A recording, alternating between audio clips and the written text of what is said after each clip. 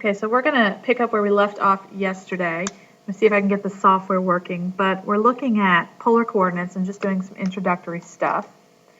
So I wanted to just try graphing this and talk about how to set the window a little bit. So write this function down, and if you have your calculator nearby, go ahead and take it out.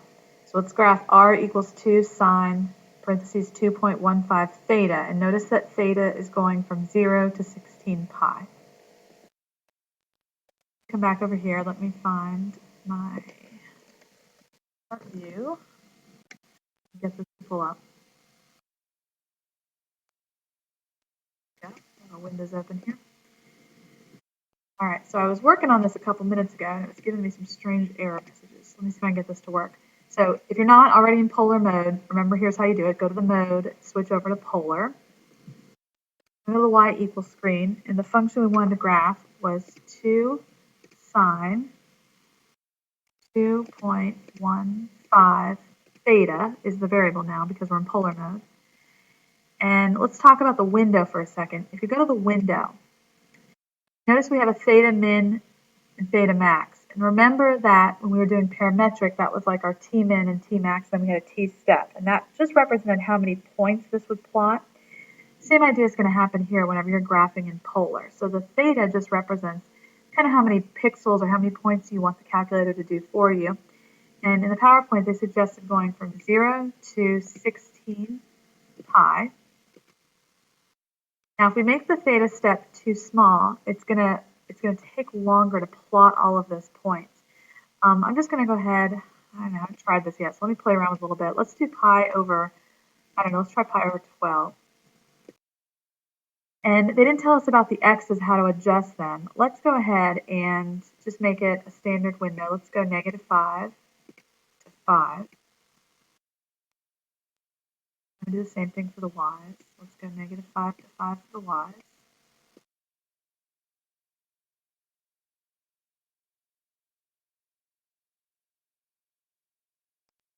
My window's set. So actually, and I'm cheating a little bit because my software will show me what the graph looks like here. So let's zoom in just a little bit. Instead of -5 to 5, let's go back to the -2 to 2, but let's do it in all directions. 2 to 2. Squished looking graph. There it is. So I hit graph. Here it is. And you'll notice that it's not real smooth looking. Some of the corners look kind of boxy. That's because it's graphing fewer points because of that theta step. So if you want it to look a little smoother and graph more points, go back to the theta step. So remember I had set it at pi over 12. Let me go ahead and make it a little smaller. I don't know, maybe pi over 16. See if that does anything for us.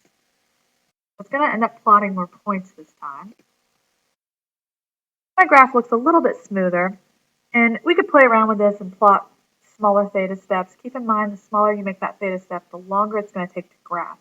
But I did want to just show you a little bit of demonstration with the window. So let's go ahead and get back to the PowerPoint and see what else we need to look at. Okay. This was their nice, pretty version of the graph. Ours didn't look quite that nice in the graphing calculator. If we use some kind of software, it would probably look a little bit better. So I want to go back to just regular Cartesian coordinates and back to pre-calculus when you were graphing sine and cosine curves, sine and cosine waves. So let's look at r equals 2 plus 3 cosine 2 theta. And we're going to graph it just like you did back in pre-calc, but then we're going to put the points on polar, and I want you to make some comparisons. So a little refresher here. If you'll recall that 2 represented the vertical shift, the graph was shifted up 2 units.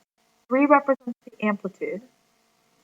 And the period, you may have forgotten this from pre-calc, but it was 2 pi over b.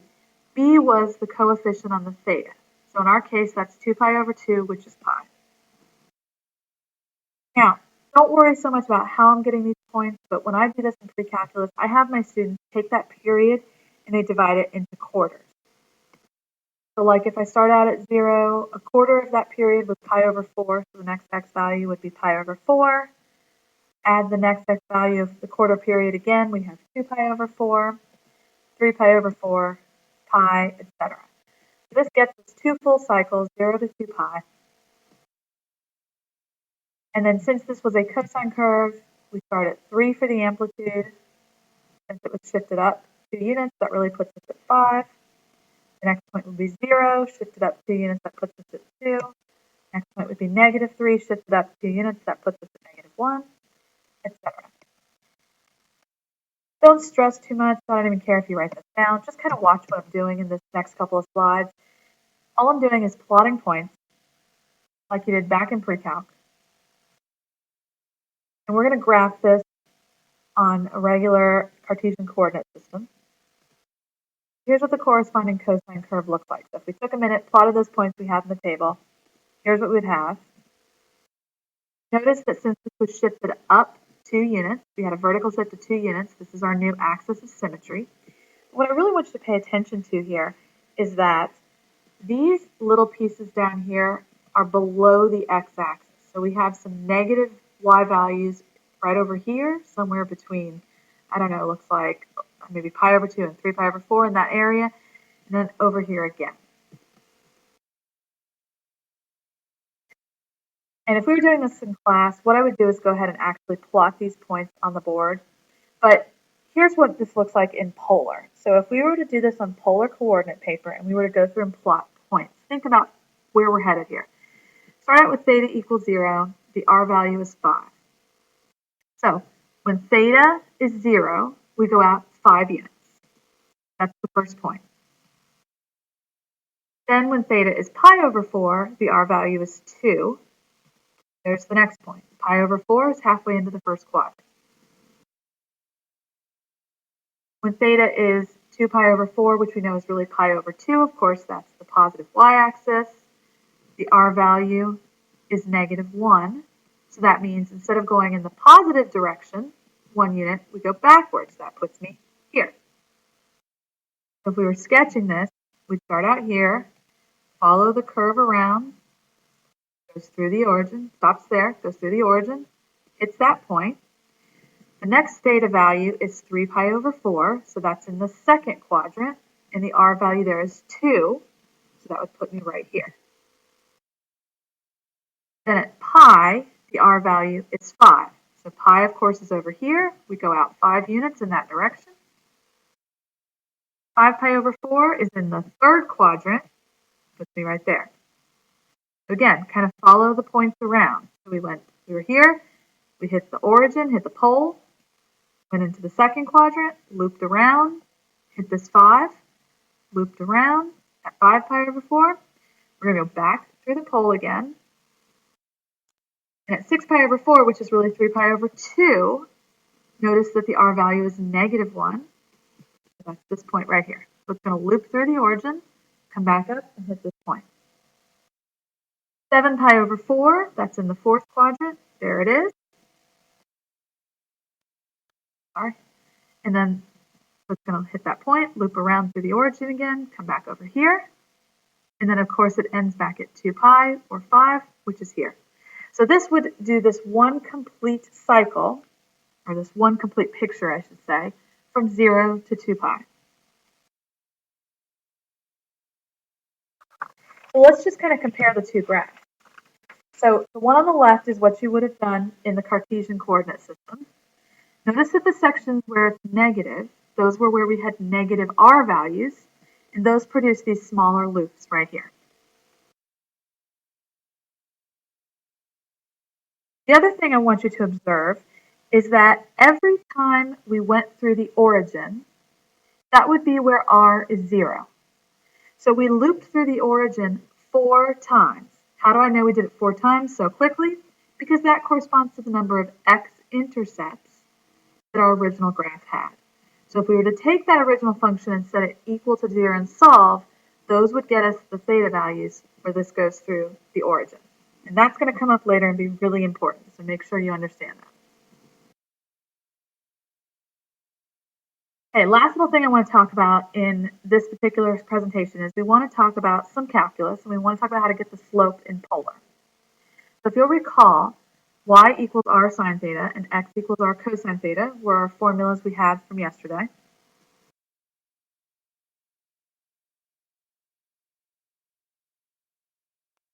So dy dx Of course, just like it was in parametric, it's dy d theta divided by dx d theta. Well, think about what y is. Y is r sine theta. So if we take the derivative of that, that will get us the numerator. So to take the derivative, we have to use a product rule. Think about that for just a minute. So y was replaced with r sine theta.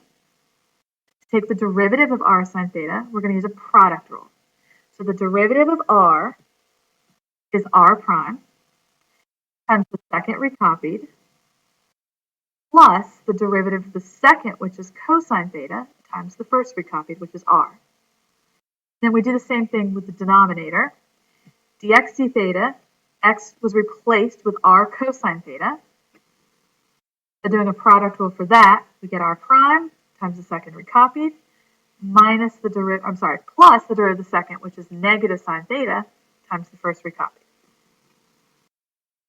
You can memorize this formula if you like, or just remember to replace x with r cosine theta, replace y with r sine theta, and just do the product rule whenever you need to take a derivative.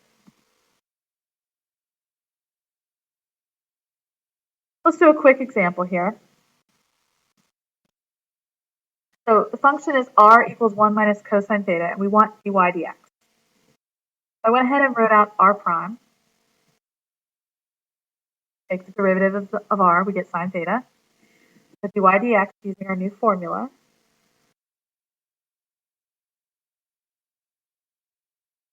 R prime turned into sine theta times sine theta again, plus r, make sure you see what I'm doing, r gets replaced with 1 minus cosine theta times cosine theta. Then for the denominator, we have r prime, which was sine theta, times cosine theta, minus r, which was 1 minus cosine theta, times sine theta again. It's a little tedious sometimes, especially with all these trig functions, but I want to make sure you see the process. I'm just replacing r in the derivative formula with the expression we had for r at the beginning of the problem. So we clean this up. I'm doing a little bit of trig identities here, doing some algebra, making some substitutions. This just simplified down to this. Now, how far you simplify it, it's sort of up to you, and it kind of depends on what the question's asking you to do with it. If they're asking you to figure out where this equals 0, for example, then you're probably going to want to simplify this a little bit more than if they just ask you for the derivative. If it's multiple choice, you're just going to need to simplify it until you get to one of the corresponding choices.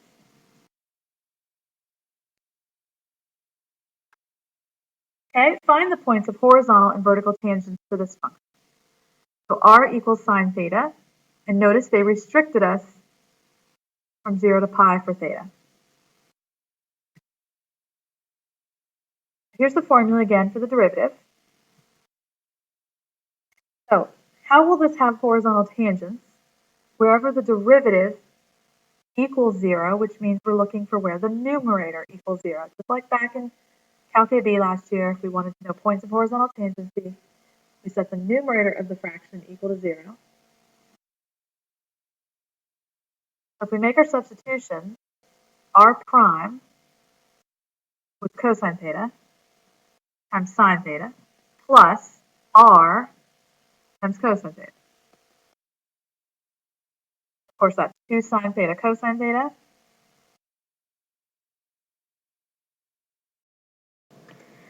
We're just going to set that equal to 0. 0 product property. Where does sine theta equal 0? Where does cosine theta equal 0? 0 and pi over 2 in the given interval. Now, they also asked us for vertical tangents. So we're going to set the denominator equal to 0. We're going to repeat this process, but we're going to use the denominator. So we make the same kind of substitutions. R prime times cosine theta minus r times sine theta.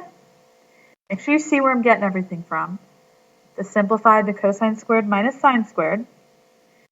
Now to solve that, I would factor it. This is a difference of two squares. Cosine theta plus sine theta, cosine theta minus sine theta. Set them each equal to 0 and ask yourself where do they equal each other. You're going to get pi over 4 and 3 pi over 4.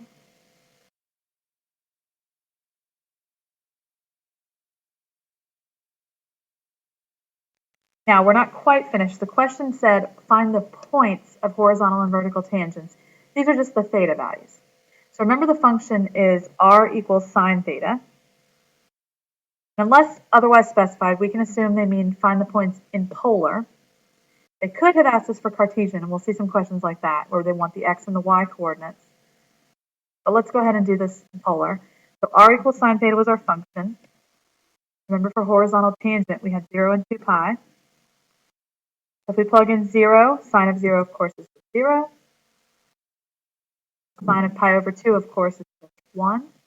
So we get 0, 0, and 1 comma pi over 2.